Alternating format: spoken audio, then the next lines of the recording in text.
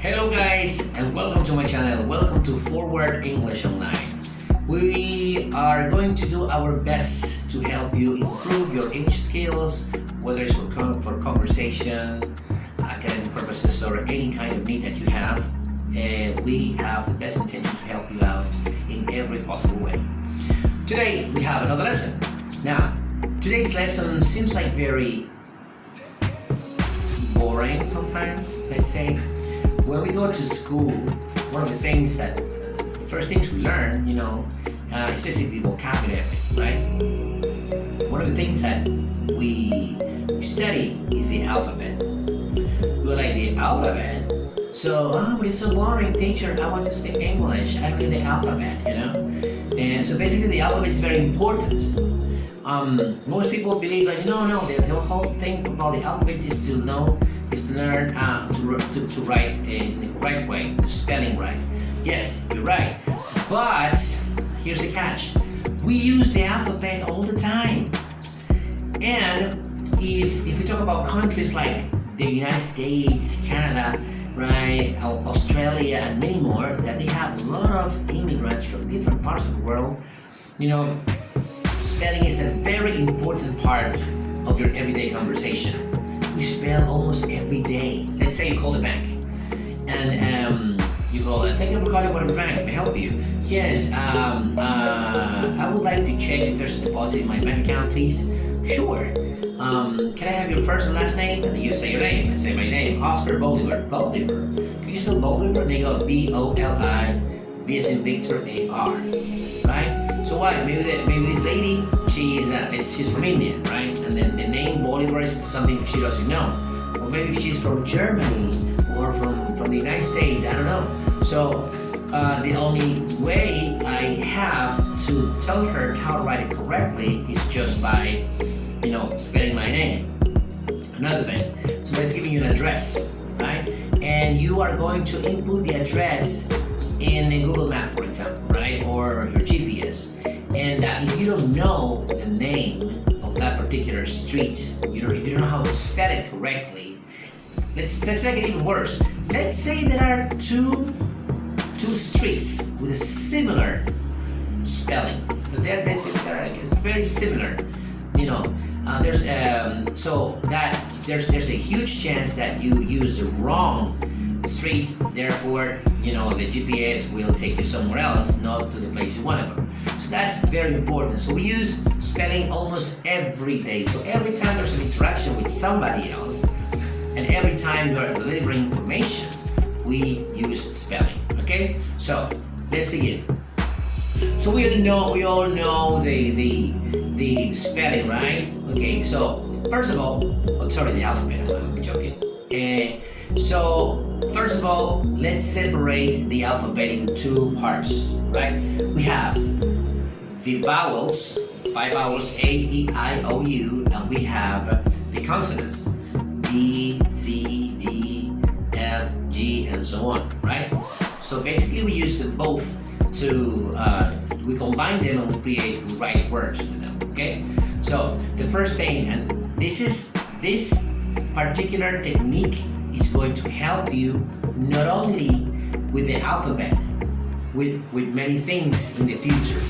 What am I talking about? What I'm saying is that in our first video, the introduction video, basically I explained that the whole point is to try to sound as close as we can to the sound we're looking for. A lot of people are able to learn the sound, the pronunciation of words perfectly, right? It sounds almost like a native speaker, or sometimes even like a native speaker.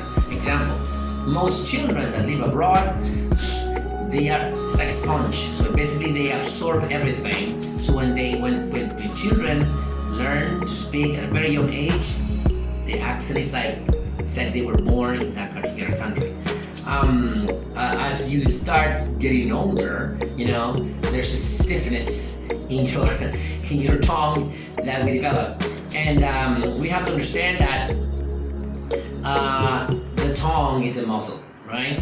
And you have to exercise all the time. And the way to exercise is just by using it, when you speak. Now, if you are coming from another language, there's a huge chance that there are specific sounds in English that you don't have in your own language. So, starting from there, so how do I pronounce the words, or in this case, the alphabet? So basically, what we have to do is just have to listen to what they say, and then in my own language, I try to write the sound that I hear. So that's the base that I'm going to use. Obviously, along the way, I'm going to perfect and want to tweak it so it sounds, closer to the sound I'm looking for. But initially, that's the best way you can do it. So we go. Let's say we have A. You write. This is the way I would write it. I'll say A. Okay. I go like this. All right. B. This is what I will do. I'm writing the sounds just like I do in Spanish, right? As a Spanish speaker, okay, B for me is B-I-B, right? Then you have C, D, E, F, G, H, I, J, K, L, M, N, O, P, Q, R, S, T, U, V, W, X, Y, Z. So that's the alphabet, right? That's how I write it down. So what I'm trying to tell you guys is that just listen to the sound that each letter makes, right? And then write down what you think is, write it down in a way that whenever you read it, you will know how to repeat that sound, okay? So that's the basic. There are these phonetic symbols that you find in dictionaries, and sometimes when you look up a word in Google, right? Sometimes you find a definition and everything, and they usually have this thing, which is like different phonetic sounds, right? Phonemes that they have there, that each one of it represents a sound, okay? You don't need to memorize those things. You don't need to learn those things to speak English. I'm not saying you don't have to. I'm saying it's optional, right? I know a lot of people that speak English and they have no clue what those symbols, represent. In fact, most native speakers, they don't even know they exist. And what is that thing? No, that means they didn't sound. What? What? Because for them it's natural. They just hear the sound and they just repeat it. So basically, let's say this particular technique will be your personal phonetic symbol. You can use the same thing not only for the alphabet, for every word you hear, right? Let's say you hear the word water. Okay, so I think this is the way to, and then you read it down. So you compare what you wrote in your, I want to say language because it's not a language, what you wrote using the sounds of your language, and then you compare it to the real sound of the word. And then if it's close enough, that's okay, right? And obviously, you have to improve this system with the time, but that's a very good start, right? That's a very good start. Now that we have this, how can I practice the alphabet? In many ways. The best way, if you have a car and you drive, best thing you can do, every time you are in a traffic jam, just spell every license plate you have. You drive it, hey, look at that. Oh, that's YZP 184. Let's say it has numbers and letters, right? So that way you practice both of them, right? And the numbers and the alphabet. You can listen to a song. There are so many songs.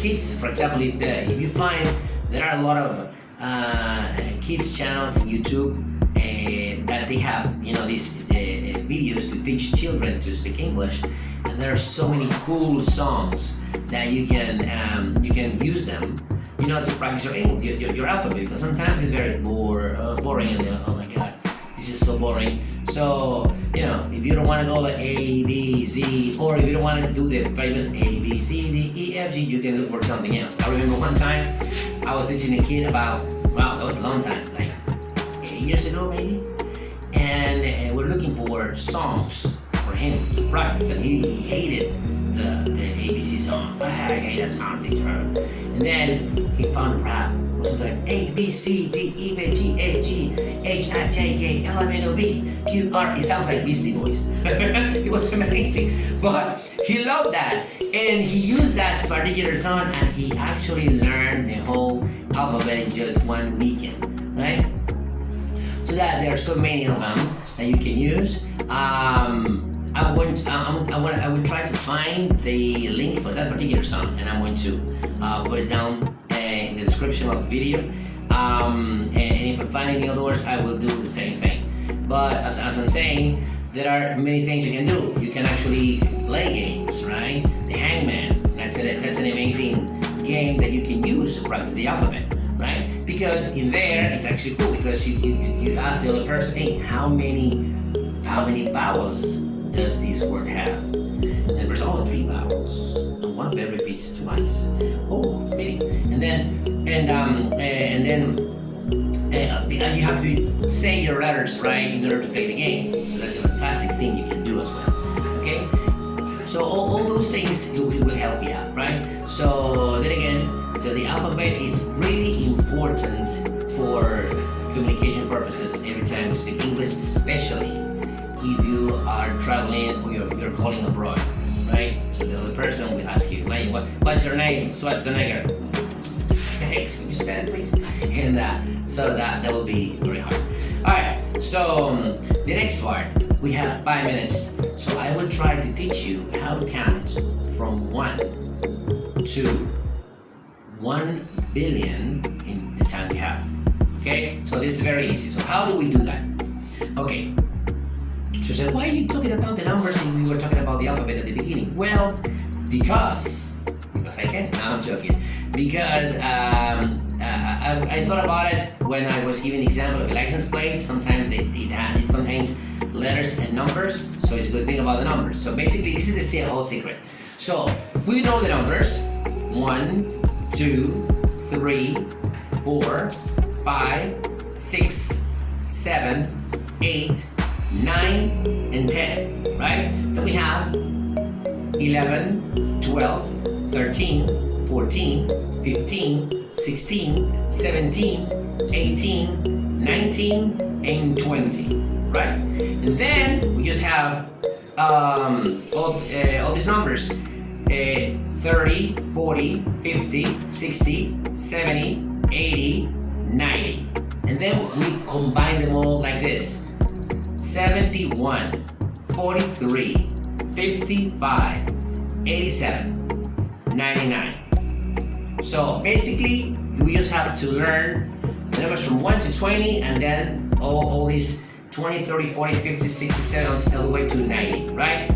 Then we have this number, 100. Then we have this other number, 1,000, right?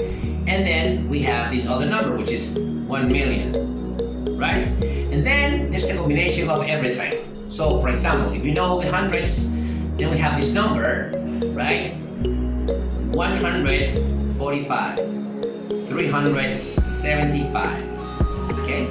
So very easy. Now we know the basics. It's time to assemble the numbers. All right, so how do we start? We start number by number from right to left. This is the way we do. So let's say we have this number here, right? So let's say you have this number, say 9, right? Then I go 29. Then I go 129. So basically, every time I have 3 numbers, this first number is going to be 100, right?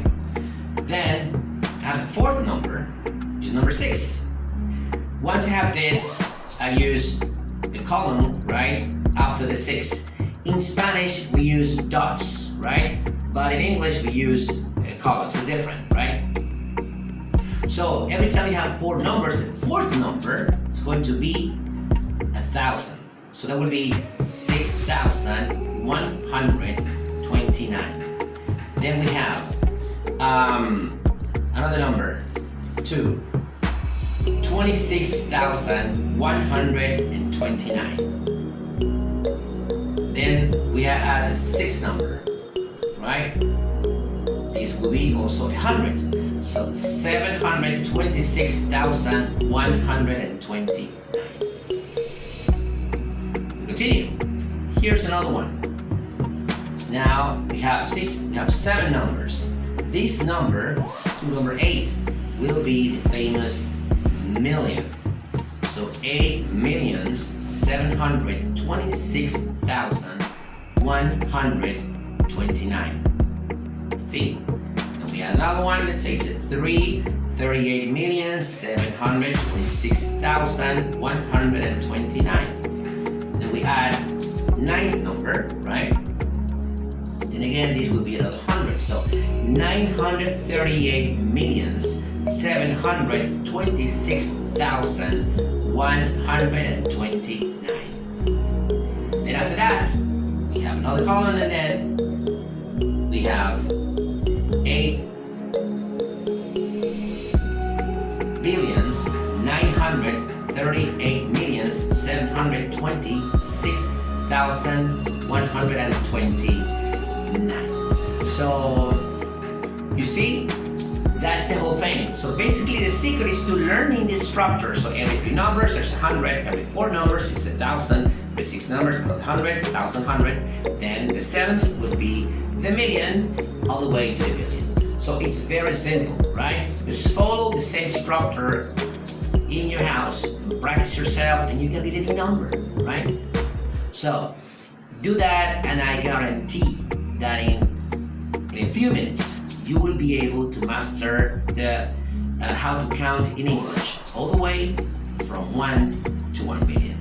Well guys, I think this is all for today. Thank you very much for your time. I hope you have enjoyed this video. I really hope that's of great help to you all, and I will see you in my next video. Once again, remember, if you want to get information about the latest videos that we publish, please don't forget to subscribe. And if you have any questions or suggestions or requests, please leave your comments down below. Thank you very much and have a nice day. See you next time.